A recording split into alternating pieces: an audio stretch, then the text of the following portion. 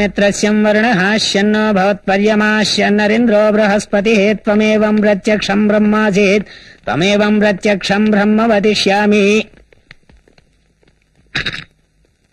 எவன்டா இன்ஜினியர்? நான் தான் சார். என்ன நினைச்சுக்கிற? இது நம்ம லேபர் காலனி. அதுக்குள்ள கோட்டிங் புடிச்சுனா எப்படி? நம்ம கையால் அடிக்கலாட்டா அது 100 வருஷம் இருக்கணும். ஒரிஜினல் சிமெண்ட் வச்சு கட்டு. இல்லாங்காட்டி போனா ஒரு ரத்தத்தை ஊத்தி கட்டிடுவேன்.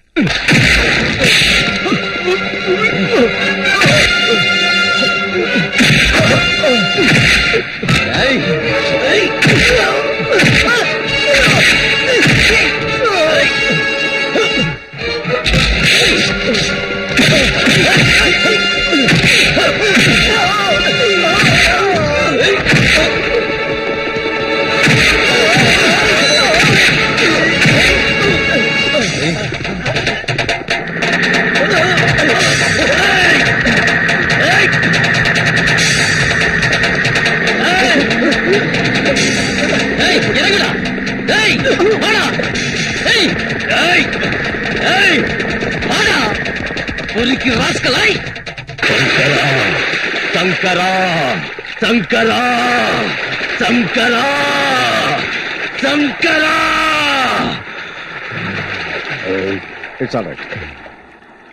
போலீஸ் கைய காமிங்க. இது அவனோட ரத்தம் ஆவணும். அவன் என்ன அடிச்ச மாதிரி அவன் அடிங்க. அவனை கொலைகாரனாக்குங்க. அவனை புடிச்சு ஜெயில போடுங்க. அவன் எந்த ஜெயில இருக்கான்னு தெரியாத அளவுக்கு செய்யுங்க. நாளைக்கு அவன் கலரே இல்லாதபடி தீர்த்துடுங்க. சங்கரா.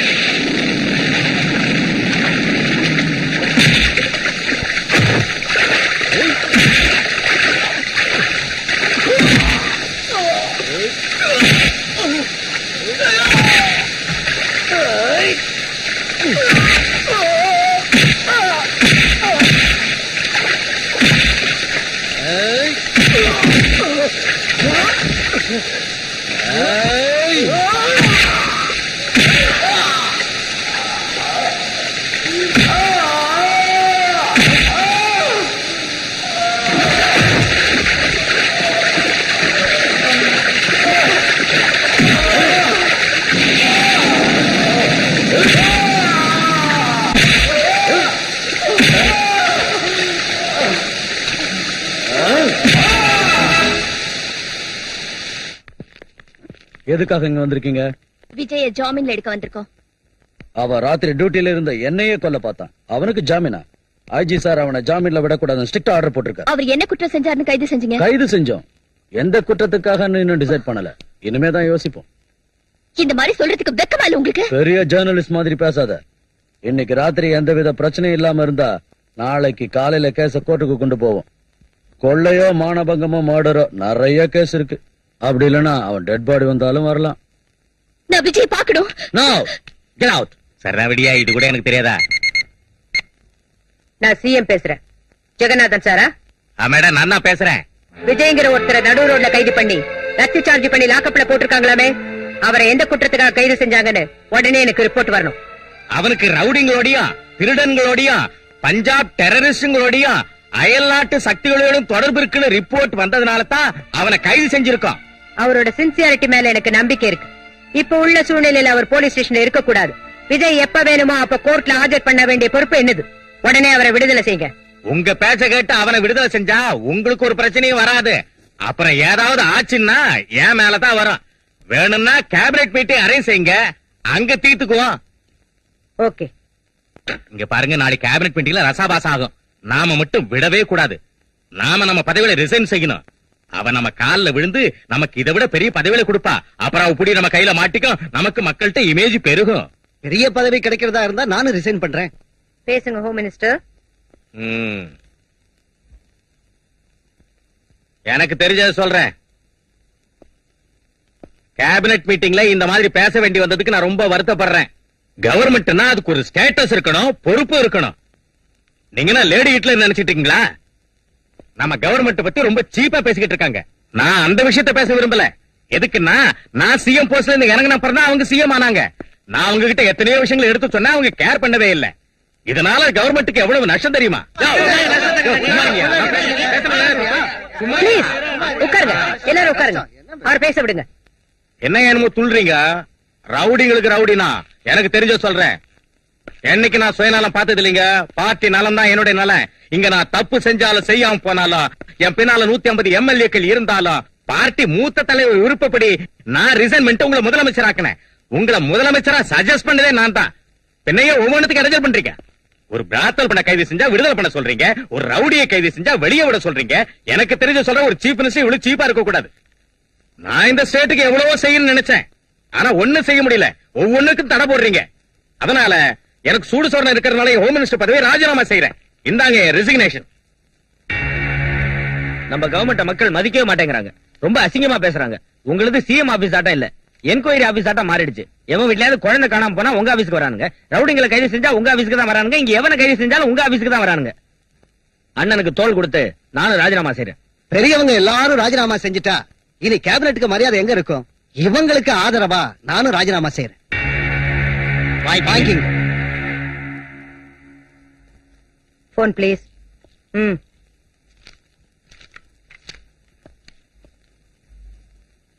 கவர்னர் சாரா? கவர்னர் சொன்னாலும் இப்ப நாங்க வித்ட்ரா செய்யறதா இல்லீங்க. எவனுக்கு வேணும் இந்த பதவி? 3 ராஜினாமா லெட்டர் அனுப்பி வைக்கிறேன். அக்செப்ட் பண்ணிக்கங்க. அம்மா தாயே, அம்மா இப்படி ராஜினாமா செஞ்சா நீங்க பயந்து போய் காலில் விழுந்து பெரிய பதவி கொடுப்பீங்கன்னு சொன்னாங்க. நான் என்ன கேட்டாலும் கொடுக்கறேன்னு சொன்னாங்க. அம்மா பெரிய தப்பு பண்ணிட்டேன். இப்படி நடக்கு நினைக்கவே இல்ல. என் லெட்டரை தந்துருங்க தாயே. பதவிக்காக கழுத்தை வெட்டுறவங்களை விட உங்களாட்ட பச்சோந்திங்க தான் இன்னும் டேஞ்சர். தயவு செஞ்சு வெளியே போங்க. இங்க பாருங்க எம்எல்ஏ, உங்க நாடகம் நீ நடக்காது. தெய்வத்தை கொள்ளடிக்கிறவனு கூட மன்னிச்சு விட்டுறலாம். ஆனா தேசத்தை கொள்ளடிக்கிறவனு மட்டும் மன்னிக்கவே கூடாது. நான் உங்க 2 பேரையும் கேபினெட்ல இருந்து எப்படி தூக்குறதுன்னு ரொம்ப நாளா யோசிச்சுட்டு இருந்தேன். இப்ப அந்த வேலையை நீங்களே செஞ்சு என் சுமையை குறைச்சிட்டீங்க. இது வரைக்கும் நீங்க இந்த நாட்டுக்கு செஞ்ச சேவைக்கு ரொம்ப தேங்க்ஸ். நோ மென்ஷன் தாயே, நோ மென்ஷன். நீங்க தண்ட கைதீங்கன்னு எனக்கு தெரியாம போச்சு. அவ தெரிஞ்சுக்கிட்டா, அதனால அவ சிஎம் ஆயிட்டா. புலி வாயில தலைய விட்டுட்டு எவனாவது வாழை கிள்ளி விடுவானா? உங்களை விட கோயில் படியில பிச்சை எடுக்கிற பிச்சைக்காரக்கே அரசியல் நல்லா தெரியும். அவ படிக்கு மேல இன்னொருத்தி வந்து உட்காராம அவ சீட்டை அவ காப்பாத்திக்குவா. அந்த சிஎம் உங்களோட விட்டுடுவா நினைக்கிறீங்களா? விடமாட்டா. எங்கிட்டயும் வருவா. ஒரு வாரத்துக்குள்ள என்ன கைது செய்ய வைப்பா. குண்டா ஆக்ட்ல என்ன உள்ள தள்ளுவா. என்ன தூக்குல போடுவா. பழி தீர்த்துக்குவா. ஜெய் பத்ரகாளி. ஆஹா, அப்ப எங்க நிருபர் சொன்னது நிஜம்தான் போல இருக்குது. அப்போ தூக்குல போட்டுருவாங்களா? அந்த ஃப்ரண்ட் பேஜ்ல போடுற போட்டோ இப்ப குடுத்துரு சாமி, இல்லன்னா பத்திரிகையில போட முடியாது. எனக்கு முன்னாடியே சந்தேகமா இருந்துச்சு, அவ ஏதோ பிளான் போட்டுட்டு இருக்கான்னு. அவளை விட்டா ரொம்ப ஆபத்து சார். அவளை உடனே பதவியில இருந்து தூக்கிடுங்க.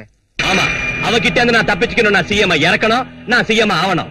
எனக்கு இந்த அரசியல்ல இஷ்டம் இல்ல. ஆனா நான் உயிரோட இருக்கணும்னா சிஎம் ஆக வேண்டியதுதான். கலரை மாத்திக்கிறேன். இப்ப எல்லாம் சிஎம் மாத்துறதுன்னா லேடிஸ் சேலையை மாத்திர மாதிரி சுலபமா போச்சு. இப்ப பொலிட்டிக்கல் ஆர்கனைசேஷன் சீரியஸான விஷயங்க. என்ன சிஎம் ஆக்குறேன்னு சொல்லிட்டு இப்ப நீங்க சிஎம் ஆகுறங்கிறது ஒண்ணு நல்லா இல்லீங்க. உன்னை கொல்லாம சிஎம் ஆகுறேன்னு சந்தோஷப்படு. எம்எல்ஏகள் எல்லாம் அடைச்சு வச்சுக்கிற. எவனாவது ஓட்டு போட்டாலும் அவன் பொண்டாட்டி பிள்ளைகளை கொன்னுடுவேன். அது எனக்கு தெரிஞ்ச கைவித்த.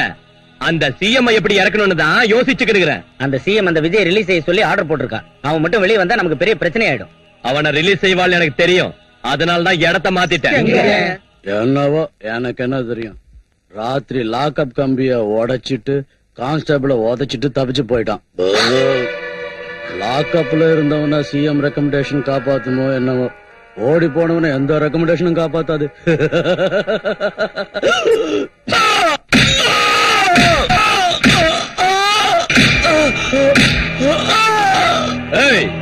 முதலியாரி அடிக்கிறியாடா? இந்த முதலியாரி அடிக்கிறியாடா? மதன், இந்த தலைநகரத்துல முதலியார் எதுக்கிறவன் எவ்வளவு இருக்கிறாடா? என்ன நினைச்சுக்கிற?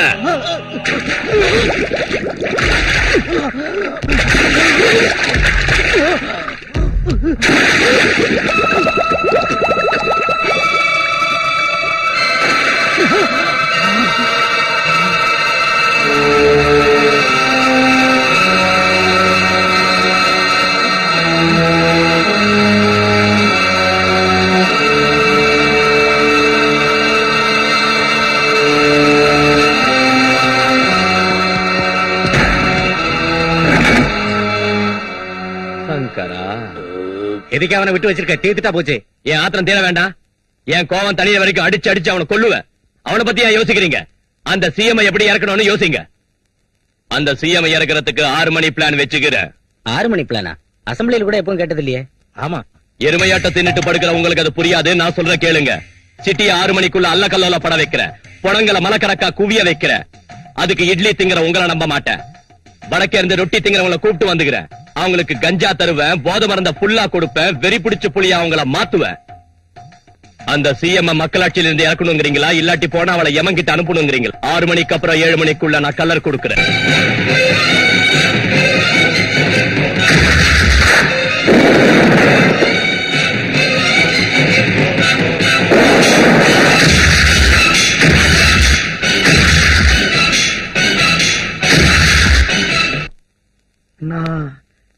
சேட்டே ராவண நாடாட்டம் எங்க பார்த்தாலும் எரியுது.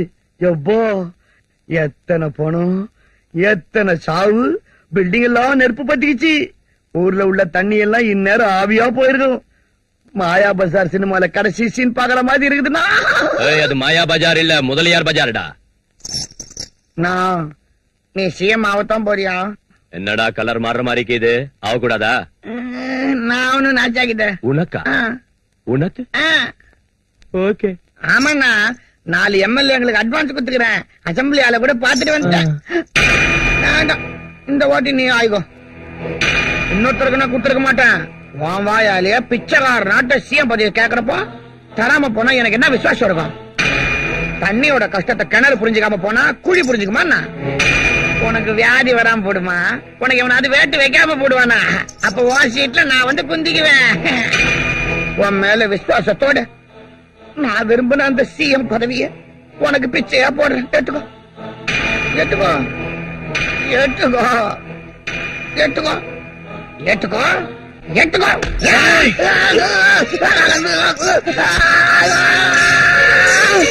CM CM CM CM CM CM CM.